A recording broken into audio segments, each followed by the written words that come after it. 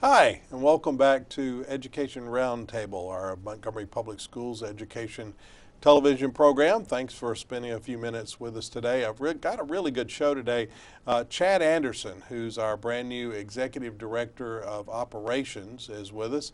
And Chad has a great story to tell, and we can't wait to hear all about what's going on in MPS and the operations sides of things. I mean, everybody knows about reading, writing, and arithmetic and all that stuff, but it also takes a few people to make sure we've got the air conditioning working and the roof's not leaking, and that we've got our technology in place, and that everybody's getting fed, and the water's on and the electricity's on. So that's what Chad is in charge of. Everything except, well, actually you are in charge of books. Everything except the actual teaching. So let's meet Mr. Anderson, shall we? How are you, sir? I'm good. Good. I like that tie.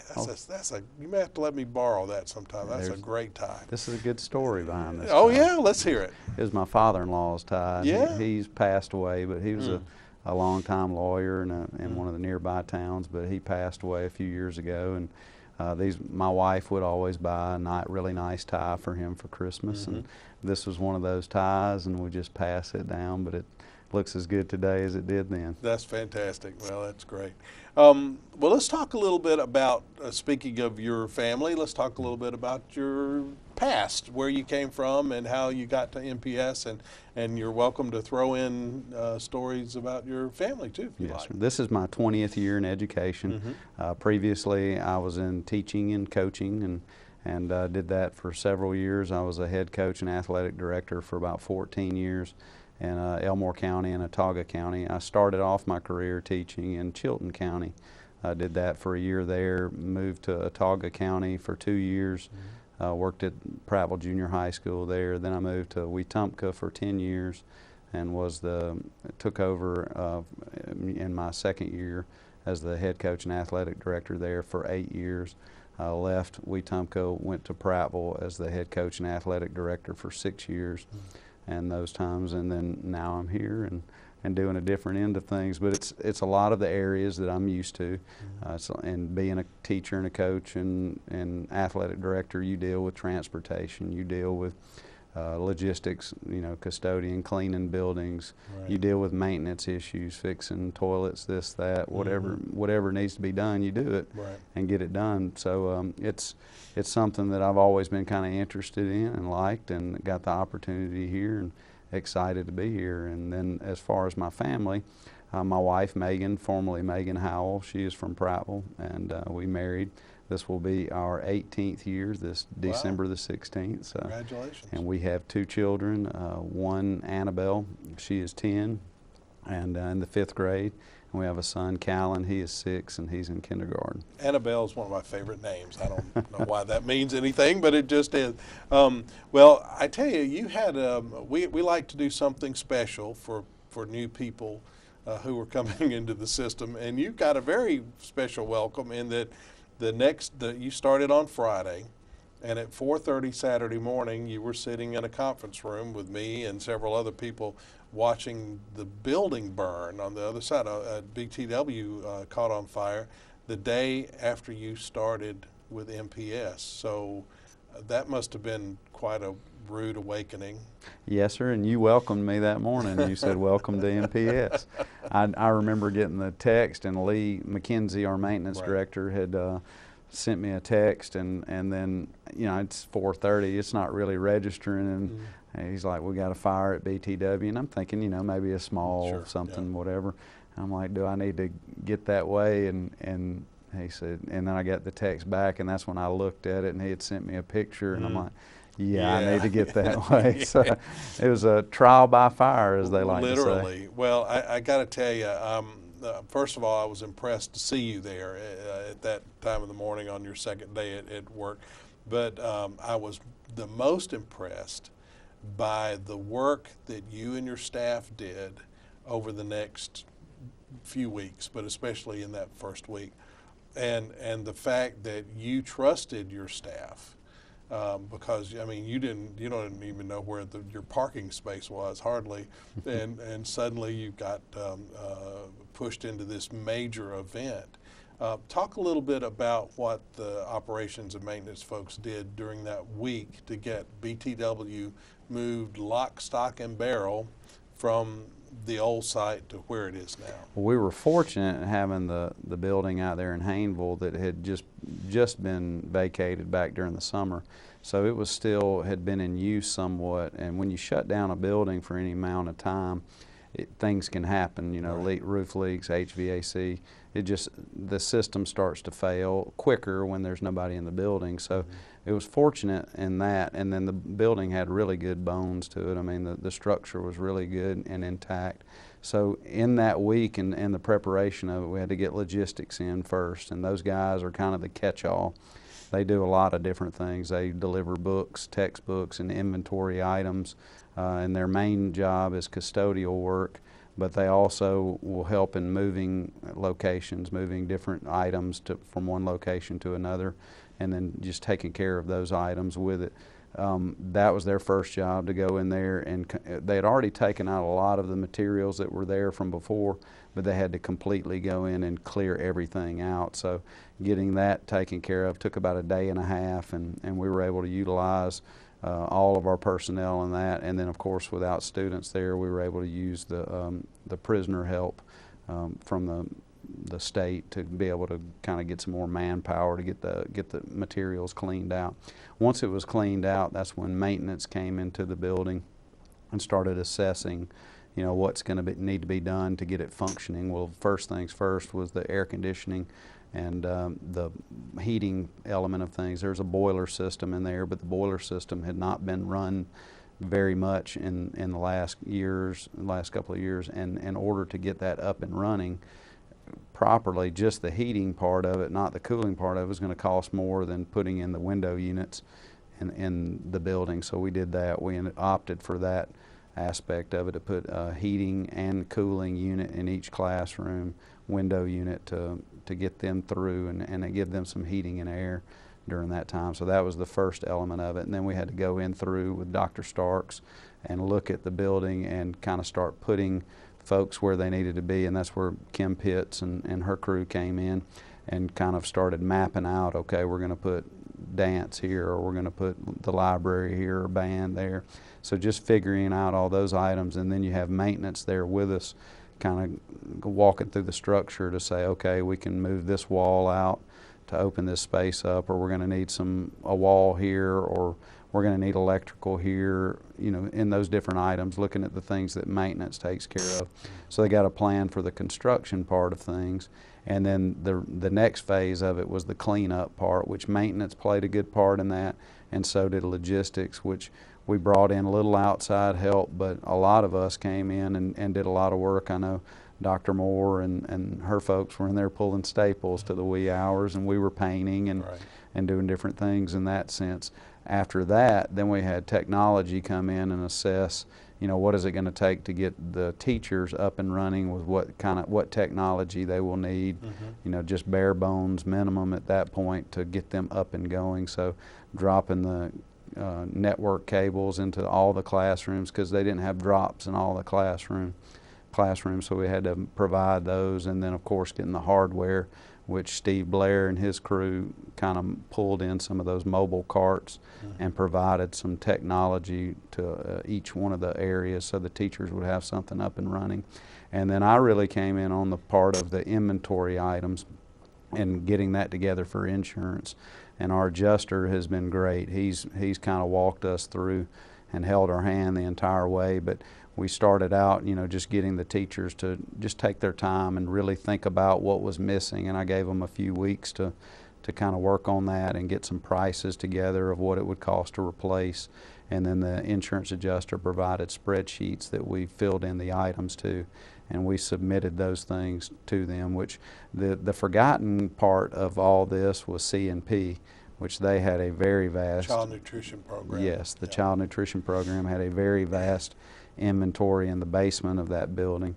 So getting them up and running and going. So they really were gracious, and we got them into the Fuse building, and they've been in one room kind of working together for the last couple of months, and we finally got them. We're very close to getting them into their permanent home there at Fuse, but they're going to have a good situation as well.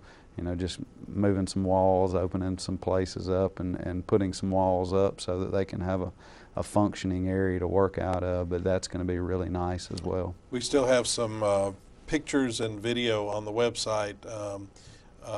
If people can go and see if they haven't seen the enormity of both the fire and the work that happened afterwards, that information is still available, but it's quite we were meeting at 4:30 in the morning. The superintendent made the decision, and before 9 o'clock, your folks were at the old Hangle Road site and getting it ready to go. And within a week, that following week from that Monday, we had kids in class, and it's phenomenal.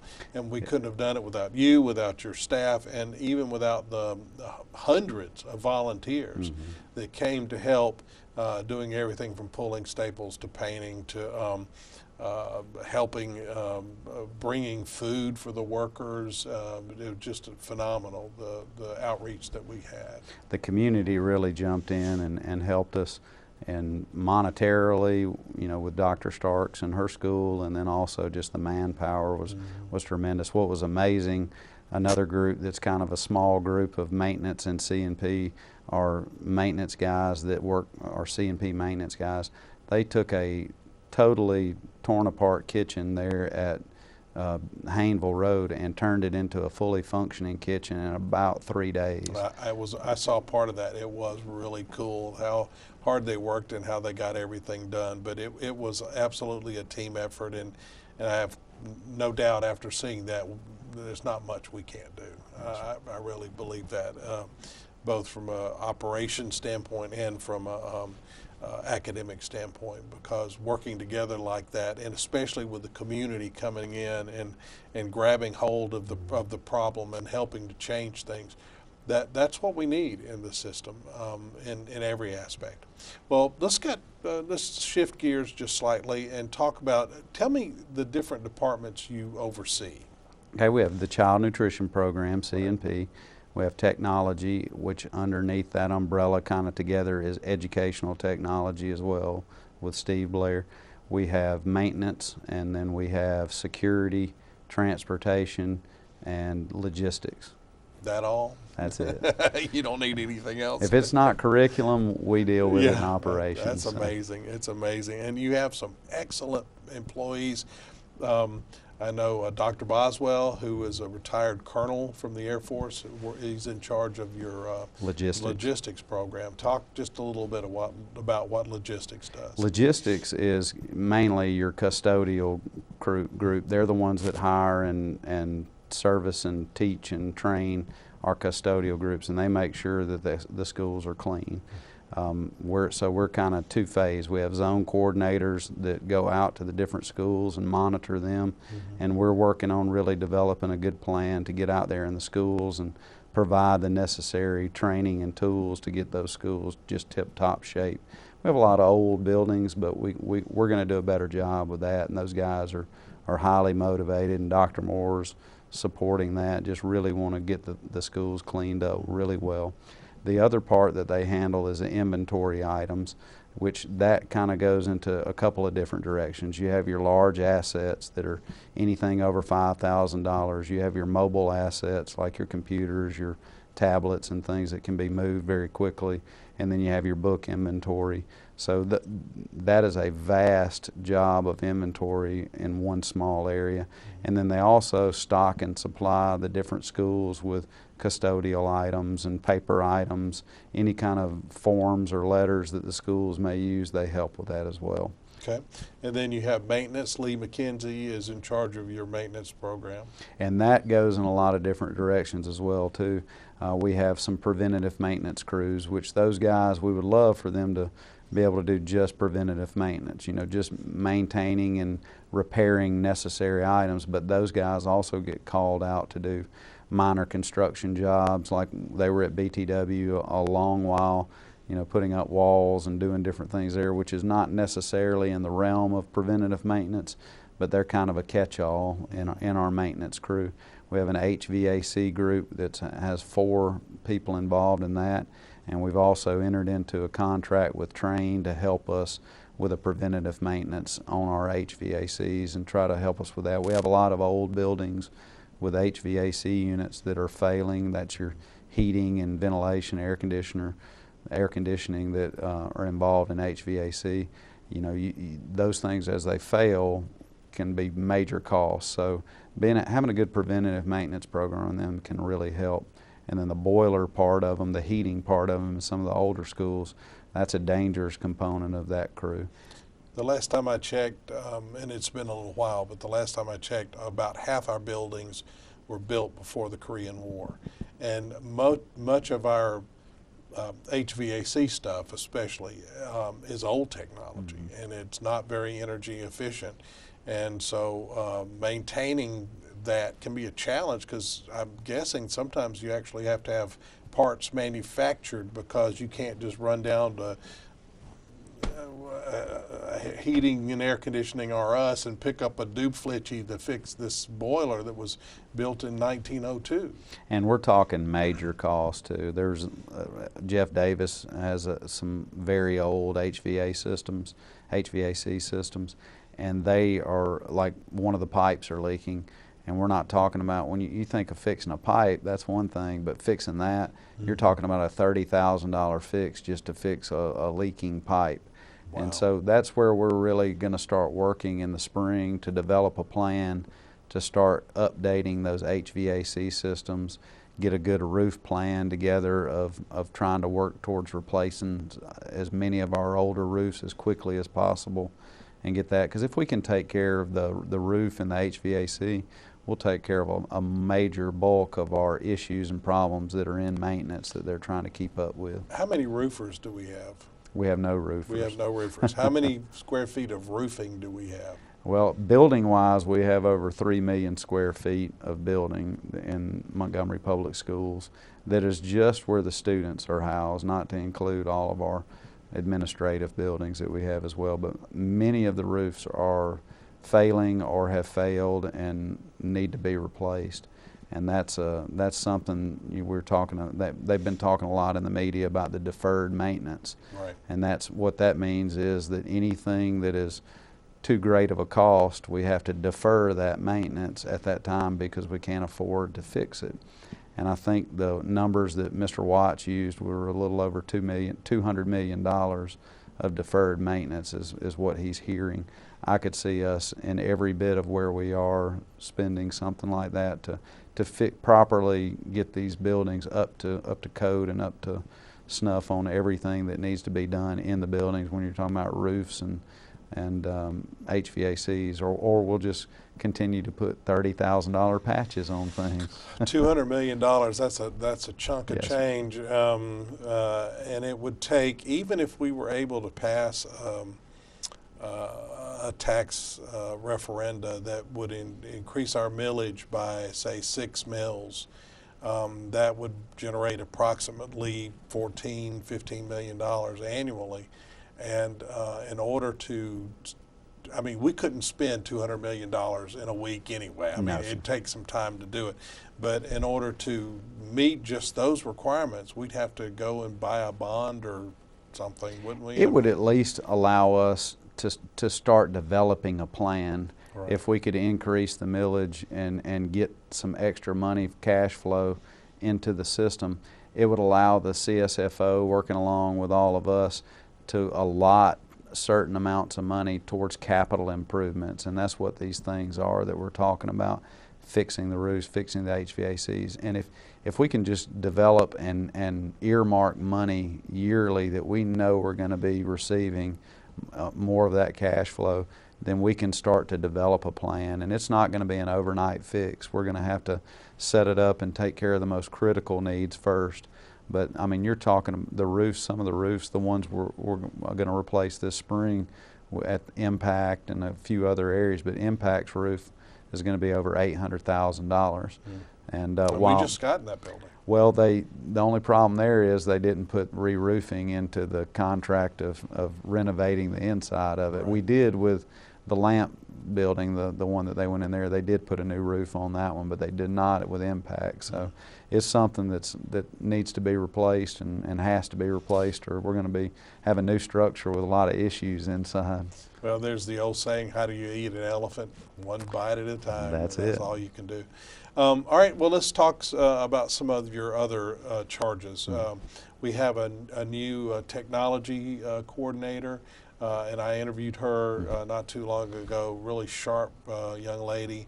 Talk a little bit about technology and how we're... Alexis Smith's our technology director, and what they handle is, of course, anything hardware, software, network-wise within our system. And that's a lot of the heartbeat now of the schools is your network and then keeping the hardware and software up, running properly, updated, the things that have to happen. I mean, if your computer goes down now, you are kind of in the dark as far as what you're doing educationally in a lot of ways. So they have a very important job to keep that up and running as much as they can. And we're fortunate. We get a lot of funding, due to our economic status in a lot of our areas that help fund a lot of our technology through E-rate and some different things that we are able to receive. But we have some of the best technology people I've been around in the different systems that I've been through, and they really do a great job and have a lot of capability that we didn't have in some of those other areas, but very impressed with them. I'm fond of saying that our geeks can beat up your geeks because we've got some high quality geeks and nerds in our system, and we love every one of them. They're great.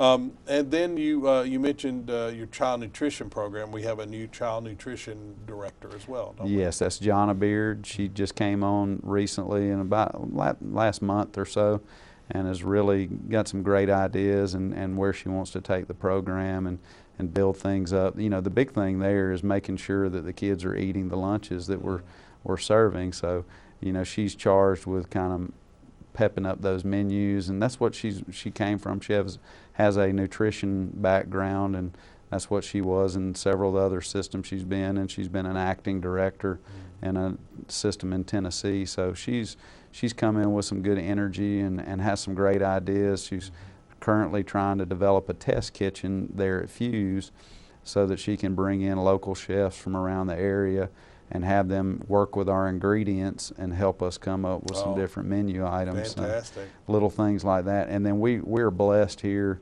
with what we provide for our students in the classroom. I mean, they should not go hungry in Montgomery for sure. Right.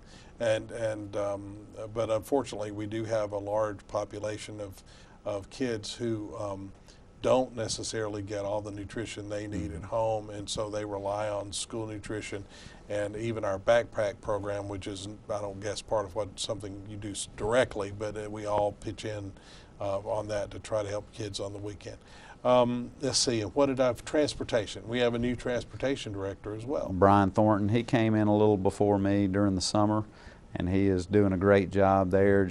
I know that there was a long-time director that the spot was not filled after he passed away, and actually went to school with his son. So, did you? And he's a little younger than I am, but we played sports in some areas. But I know Brian had a big task coming in. Just when you have a ship without a captain for a while, things can kind of get loose. Right. And he's had to come in and tighten those things up, and that's just his personality anyways, to tighten things up. But he's doing a great job over there as well. One of the challenges I know he has, and we've talked about this a lot, is how we need more school bus drivers. And during the Thanksgiving holiday, I rode my motorcycle up to North Carolina, and as I was riding up through North Georgia, there was a bus parked on the side of the road, and it said, "Bus drivers needed, call," and it had the phone number. So it's not just Montgomery County where there's an issue with needing more bus drivers. When the economy's good, and it's not a very high-paying job, but it has great benefits. But if anybody has retired and looking for a part-time job, give us a call. We'll talk It's to you about what and it I know takes. the directors in transportation directors in Autauga and Elmore County, and they're experiencing the same issues there as well. Not enough drivers. Some of your drivers are getting older and they're having to take days off to Right. go to hospital visits. And then when people start getting closer to retirement, they'll start using some of their sick leave days Right. or vacation days to kind of use those up and make sure that that they're not giving Losing those away, anything, losing yeah. that away. So Sure. it's the same problems everywhere that we're experiencing. I know that our average daily attendance was down this year, about 600 students or so. It's the same thing happening in Autauga and Elmore County. Their numbers are down as well. So it's not just a Montgomery issue. I think it's more of a central Alabama issue Right. that we see, and some of the same problems. It's funny, going to the different systems, you hear the same problems everywhere you go. Sure, So it's sure. not, there's nothing new here in Montgomery. It's just bigger. There's more of them. Right. And when you have more there, it's harder to. And we have more people looking over our shoulder. We've got more TV stations and radio stations and newspapers. Well, I can tell you, I was a school bus driver when I was in high school. Back in the old days, they used to let teenagers, if you got a regular driver's license, you could qualify for a school bus license, and it was a great part-time job. And when I retire, I may be one of your one of your substitute drivers. Well, we just have a couple of seconds left. Tell me, what's the best part of your day? The best part of my day is just getting to work with the people that I get to work with each and every day. I think, being from the outside, out of the system, you hear a lot of things and a lot of negativity that people spin, but when you actually get into the system and work, there are a lot of great people here, a lot of very sharp people here that I'm learning from each and every day, and then just good people to work with. So that's always been kind of my mantra. I'm not so much worried about the place where I work. It can be brand new, shiny, palatial, whatever you think, but if you don't enjoy the people you work with, it doesn't matter about the building, and vice versa. I can be in the oldest, worst building ever.